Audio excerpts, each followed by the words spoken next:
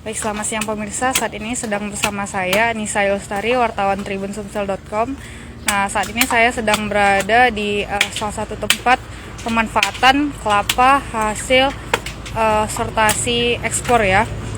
Nah, ini kelapanya ada sekitar berapa banyak Kak kelapanya Kak? Banyaknya sekitar 10.000 ada ini. 10.000 kelapa ya. Nah, hasil sortasi itu menghasilkan sekitar 10.000 kelapa yang kemudian kelapanya dimanfaatkan kembali. Nah, seperti yang dilihat, nah, dimulai dari pembelahan ya, pembelahan kelapa, yang kemudian nanti daging kelapanya akan dicungkil ya. Oke. Tapi untuk air kelapanya sendiri tidak dimanfaatkan Kak ya? Oke, tidak. Nah, selanjutnya akan ke tempat pencungkilan yang di sebelahnya.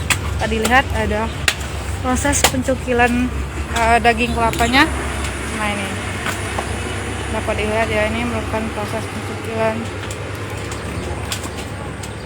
kelapa ya. Oke.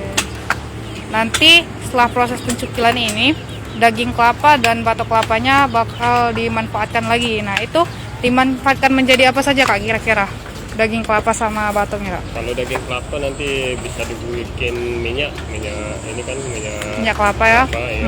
Kalau ini batok kelapanya nanti dibikin Arang ya. ya. Oke, dijual Dibikin kembali ya. briket, ya. Oke, nah untuk arang kelapanya sendiri nanti akan dijual kembali dan dibikin briket. Nah, di sini selain pencungkilan daging kelapa, ini ada proses apa lagi Kak?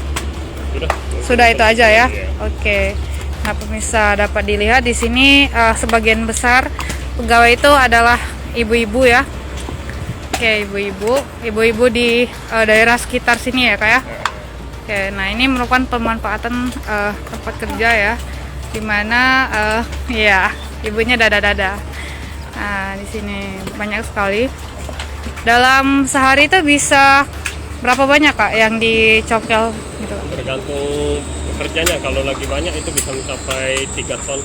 Bisa 3 ton nggak ya? Oke. Nah, ini sekian banyak kelapa ini bisa dipas ya sama ibunya ya. Oke, jadi bagi kalian yang mau bekerja sebagai pencungkil kelapa bisa langsung datang aja ya untuk menanyakan apakah ada lowongan pekerjaan untuk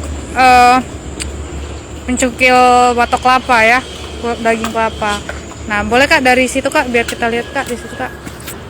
Oke.